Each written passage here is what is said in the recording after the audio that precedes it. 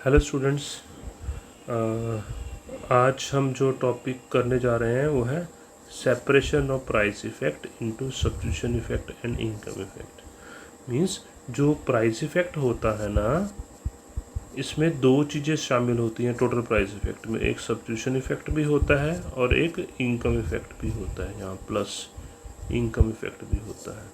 इसको हमने indifference curve की हेल्प से एक्सप्लेन करना है। या अगर एक एग्जांपल से समझाता हूँ कि जब भी किसी कमोडिटी की प्राइस फॉल करती है ना, तो उसकी डिमांड बढ़ जाती है, और जो टोटल डिमांड बढ़ती है ना प्राइस के फॉल करने से, उस डिमांड का एक हिस्सा सब्स्टिट्यूशन इफेक्ट के कारण होता है, दूसरा हिस्सा इनकम इफेक्ट के कारण होता है।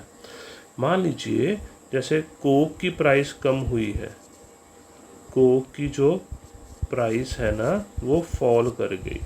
कोक की प्राइस के फॉल करने से कोक की डिमांड बढ़ गई। कोक की एक डिमांड इसलिए बढ़ी क्योंकि कोक की प्राइस के फॉल करने से पेप्सी के कंज्यूमर अब पेप्सी की जगह सब्स्टिट्यूट कर देंगे कोक को, क्योंकि कोक अब जो रिलेटिवली चीपर हो गई है और पेप्सी रिलेटिवली कॉस्टलियर है, इसलिए कंज्यूमर चीपर की डिमांड यानी कि कोक की डिमांड को पेप्सी की जगह पर कंज्यूम करेंगे, तो कोक की डिमांड इसलिए भी बढ़ जाएगी। ये इसको कहते हैं सब्स्टिट्यूशन इफेक्ट के कारण डिमांड बढ़ी। दूसरा, प्राइस ऑफ कोक के फॉल करने से उसकी डिमांड इसलिए भी बढ़ जाएगी थोड़ी सी कि कंज्यूमर की रियल इनकम बढ़ गई है ना। अब उतने ही पैसे के साथ वो ज़्यादा कोक खरीद सकता है।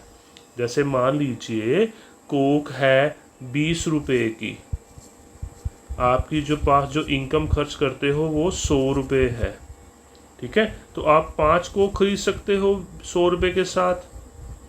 अब अगर कोक की प्राइस कम होकर मान लीजिए ₹10 हो जाए, तो आप 100 रुपये के साथ अब 5 की बजाय 10 कोक खरीद सकते हो, यानी कि अब आपकी रियल इनकम बढ़ गई।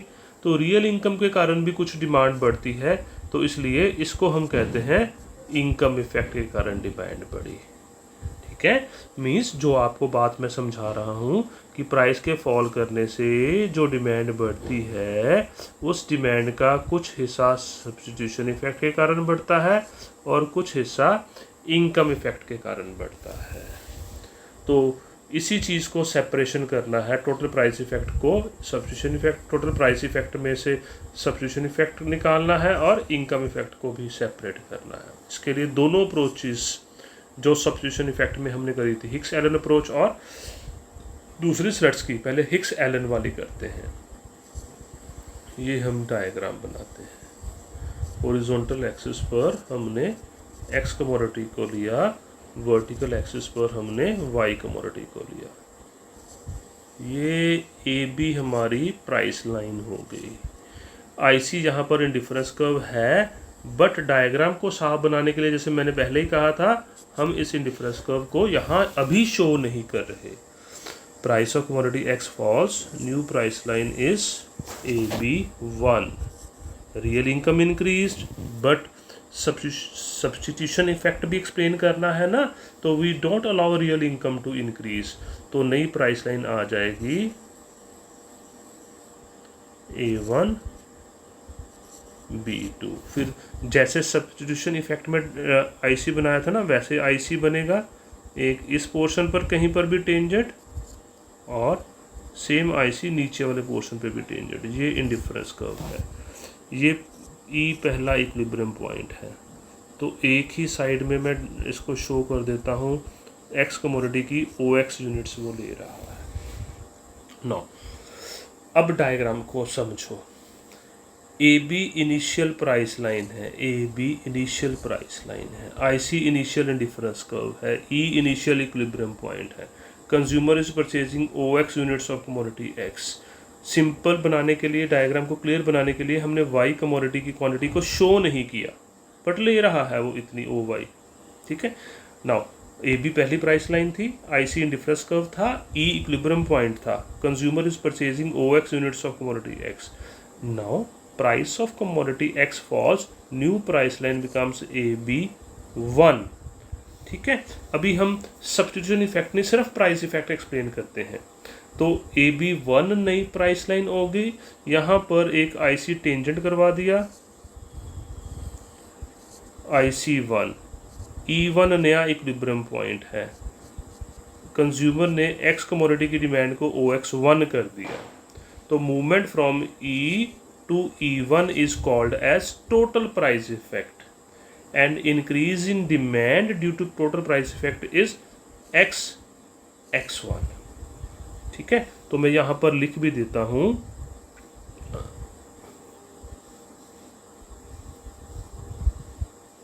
कि जो टोटल प्राइस इफेक्ट है ना, price effect is equal to substitution effect plus income effect. Price effect के कारण डिमांड कितनी बड़ी है, X1। अब हम इस X1 में से X1 में से सब्स्टिट्यूशन इफेक्ट को निकालना है। तो सब्स्टिट्यूशन इफेक्ट के लिए हम रियल इनकम को कांस्टेंट करते हैं ना, जब रियल इनकम को कांस्टेंट रखना है तो उससे कुछ मनी इनकम ले लेंगे, नई प्राइस लाइन हो जाएगी A1 B2, जहाँ पर ये इक्विलिब्रियम का पॉइंट है, इसको नाम दे दो E2, डिमांड है OX2, the movement from E to E2 is called as substitution effect. An increase in demand due to substitution effect is this X1 X2. This is increase in demand due to substitution X2. ये substitution effect हमने उसमें से निकाल दिया। अब हमने income effect को explain करना है, तो अभी वो कंज्यूमर E2 पर है, तो इनकम इफेक्ट को एक्सप्लेन करने के लिए जो इनकम हमने उससे हाइपोथेटिकली ली थी उसको वापस कर देते हैं, तो वो E2 से E1 पॉइंट पर पहुंच जाएगा।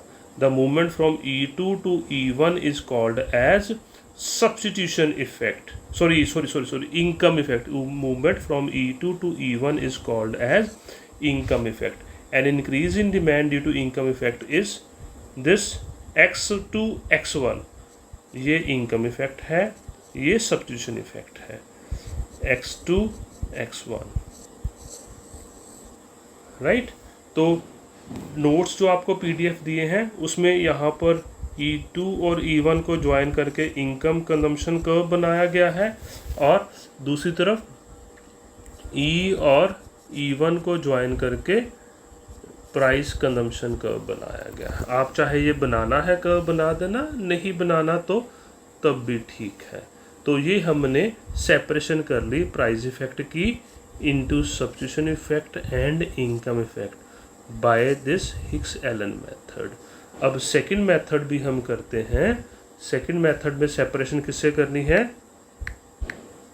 स्लट्सकी अप्रोच से, यहाँ सब स्लट्सकी मेथड लिख देते हैं,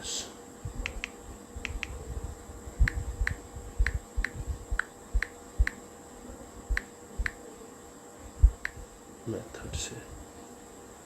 ठीक है बच्चों,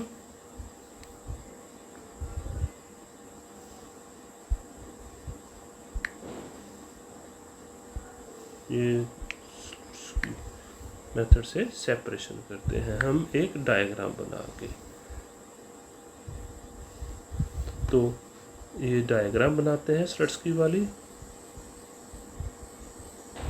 horizontal axis we take X commodity, vertical axis we take Y commodity.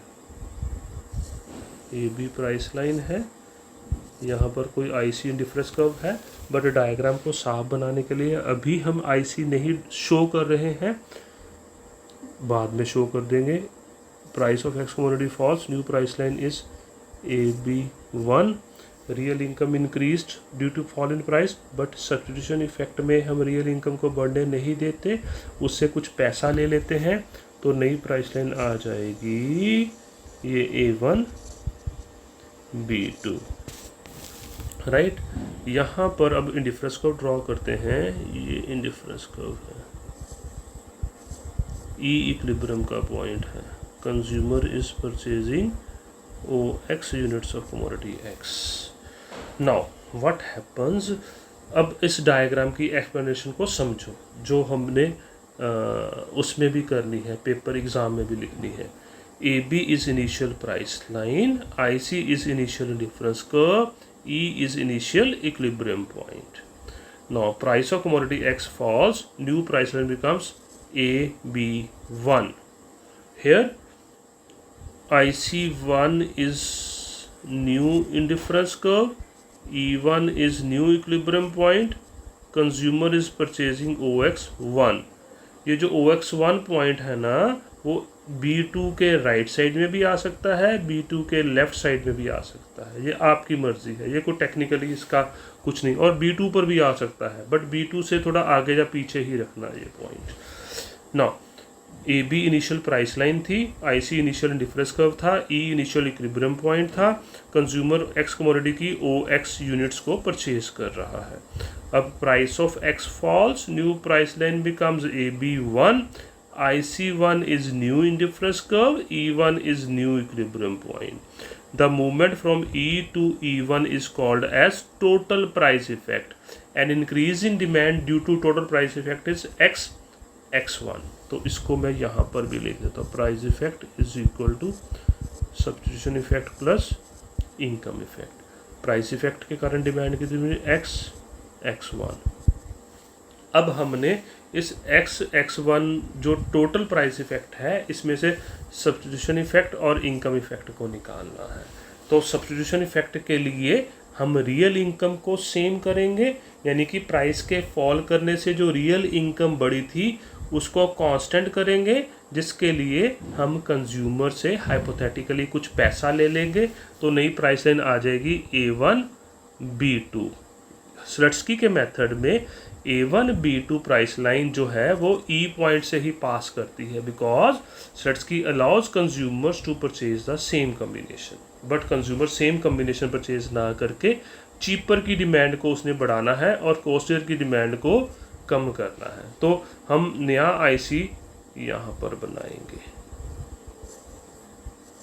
IC2, ये E2, ये X2. The movement from E to E2 is called as substitution effect.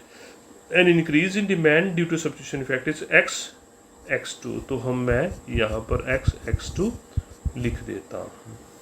अब कंज्यूमर यहाँ पर E2 पॉइंट पर है। अब इनकम इफेक्ट को explain करने के लिए हमने जो इनकम उससे हाइपोथेटिकली ली थी उसको वापस कर दे तो वो E2 से E1 पर पहुँच जाएगा। तो E2 से E1 की मूवमेंट को कहते हैं income effect. An increase in demand due to income effect is X2 X1।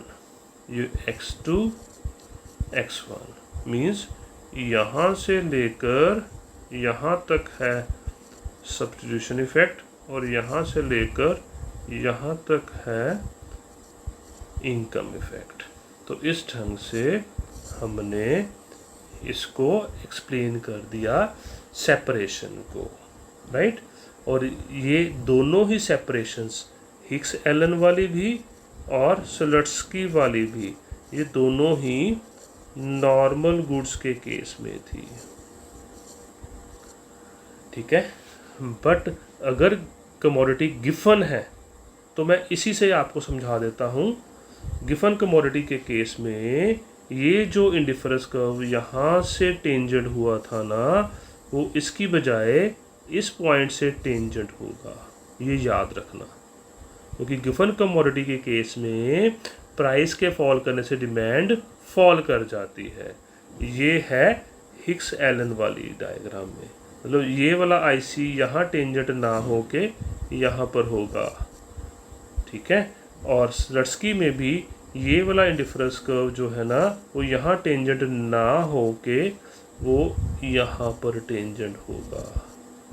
ये मैंने बताया है गिफन गुड्स के केस में, ये स्लट्सकी का भी और हिक्स एलन का भी।